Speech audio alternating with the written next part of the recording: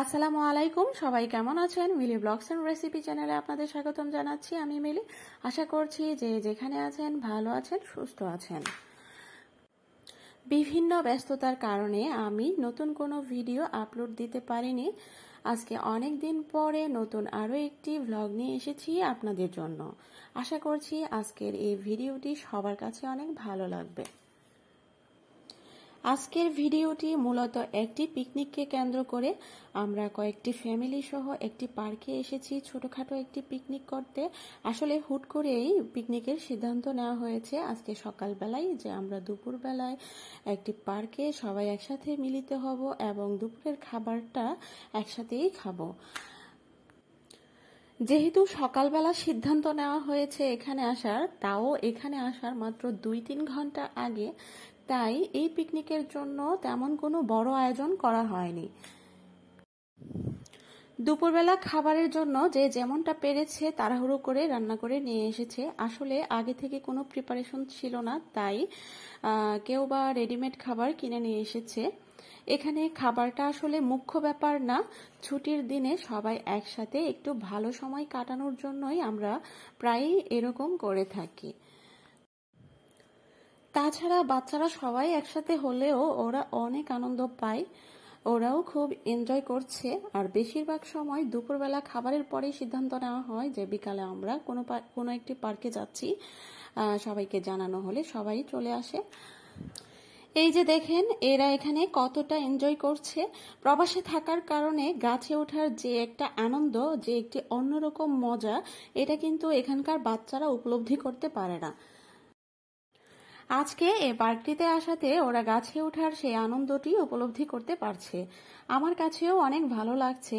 যদিও ছোটবেলায় মফস্বল শহরে বড় হয়েছি, গাছে ওঠার সুযোগ ছিল, কিন্তু কখনোই গাছে উঠতে পারতাম না। অন্যদের গাছে ওঠা দেখে গাছের নিচে দাঁড়িয়ে থেকে আফসোস করতাম। এই যে এই গাছটির মতো যদি কোনো গাছের নিচে থেকে শাখা প্রশাখা থাকতো তাহলে কেবল নিচের ডালটি পর্যন্ত উঠতে পারতাম, কিন্তু কখনোই খাড়া ডাল বেয়ে উপরে ওঠা হতো না। যাই হোক, বাচ্চাদের গাছে ওঠা দেখে আমার নিজেরই অনেক ভালো লাগছে। ওরা গাছে উঠে যে আনন্দটা পাচ্ছে সেটা আমি নিজেও খুব এনজয় করছি।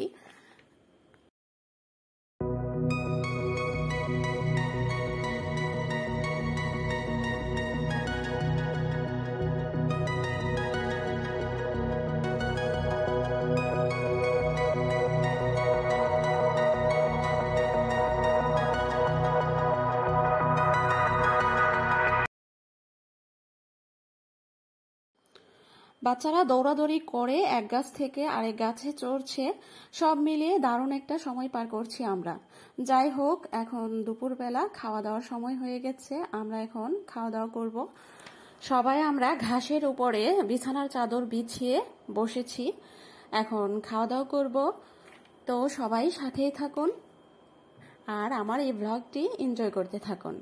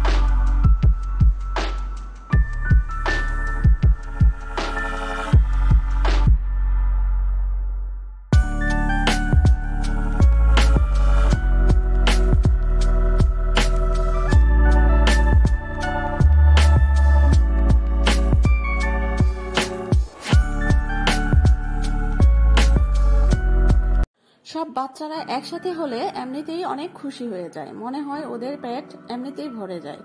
খেলাধুলায় ব্যস্ত থাকে, কিছুই খেতে চায় না। কোনো বেবি তেমন কোনো কিছু খায়নি, তাই ওদের কলা খাওয়ানোর জন্য আমরা আবার গাছের কাছে চলে এসেছি। এই যে দেখতেই পাচ্ছেন, গাছে চড়ার ফাঁকে ফাঁকে আমরা মায়েরা ওদেরকে কলা খাইয়ে দিচ্ছি।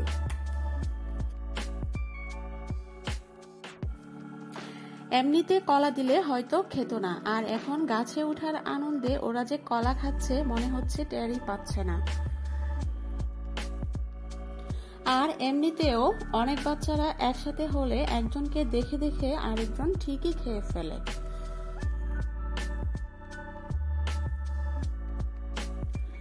আর বেবিদের খাবারের অভ্যাসটা আসলে দেখে দেখেই হয়ে থাকে, আর এই কারণে এদেশের ডাক্তাররা বেবিদেরকে পরিবারের সবার সাথে একই টেবিলে খাওয়ানোর জন্য অ্যাডভাইস দিয়ে থাকেন, যাতে করে বড়দের খাবার খাওয়া দেখে ওরাও শিখতে পারে কিভাবে খাবার খেতে হয়।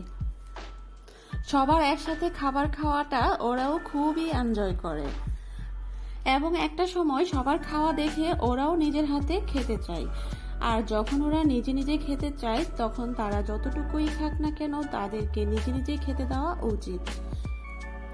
এতে করে একটু একটু করে খেতে খেতে একটা সময় ওরা নিজেই খাবার খাওয়া শিখে ফেলে।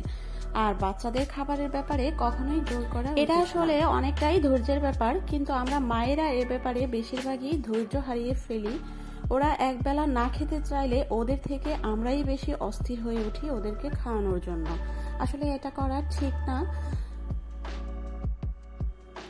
একবেলা না খেয়ে থাকলে ওদের তেমন কোনোই ক্ষতি হয় না, বরঞ্চ ক্ষুধাটা বেশি থাকায় পরের বেলায় ওরা কখনোই খেতে চায় না এমন জিনিসও অনেকটা মজা নিয়ে খেয়ে থাকে। এতে করে নতুন একটা খাবারের স্বাদ ওরা উপলব্ধি করতে পারে এবং খুবই আগ্রহ নিয়ে খেয়ে থাকে। আমি নিজেও আমার বেবিদের ক্ষেত্রে এমন অনেক দেখেছি। আসলে খাবার নিয়ে বাচ্চাদের সাথে জোরাজোরি করা আসলে কখনোই উচিত না। যাই হোক, সবার খাওয়া দাওয়া শেষ, এখন বাচ্চারা একটু খেলাধুলা করছে। আর এই পার্কটি আসলেই দেখতে অনেক সুন্দর, অনেক বড় একটা পার্ক।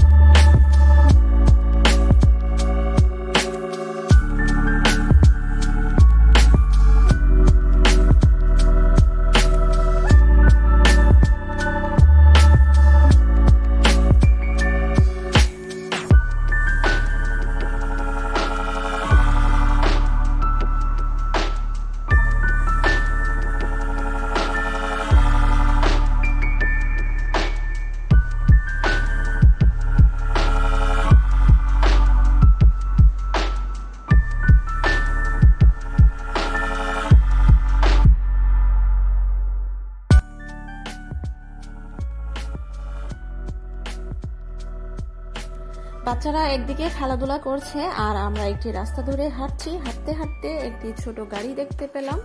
এই যে দেখতে পাচ্ছেন ছোট গাড়িটি, এখানে আইসক্রিম বিক্রি হচ্ছে আর আমরা এখান থেকে আইসক্রিম কিনে খেলাম। খুবই ভালো লাগছে আর রাস্তাটিও দেখতে অনেক সুন্দর। এই রাস্তা ধরে হাঁটতে আসলেই খুবই ভালো লাগছে। আশা করি আমার আজকের এই ব্লগটি সবার কাছে অনেক ভালো লেগেছে। আর ভালো লাগলো কি খারাপ লাগলো সবাই অবশ্যই কমেন্টে জানাবেন।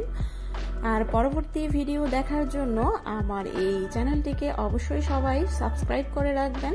সাবস্ক্রাইব করে পাশে থাকা বেল অপশনটি অল অন করে দিবেন, এতে করে পরবর্তীতে নতুন নতুন ভিডিও দেওয়ার সাথে সাথে আপনাদের কাছে নোটিফিকেশন আকারে চলে যাবে। ভিডিওটি এই পর্যন্ত দেখার জন্য সবাইকে অসংখ্য ধন্যবাদ। আর যারা আমার চ্যানেলটিকে ইতিমধ্যে সাবস্ক্রাইব করেছেন তাদেরকেও জানাচ্ছি অনেক অনেক ধন্যবাদ। দেখা হবে সবার সাথে নতুন কোনো ভিডিওতে। সেই পর্যন্ত সবাই ভালো থাকবেন, সুস্থ থাকবেন। আমার আজকের ব্লগটি এখানেই শেষ করছি। আল্লাহ হাফেজ।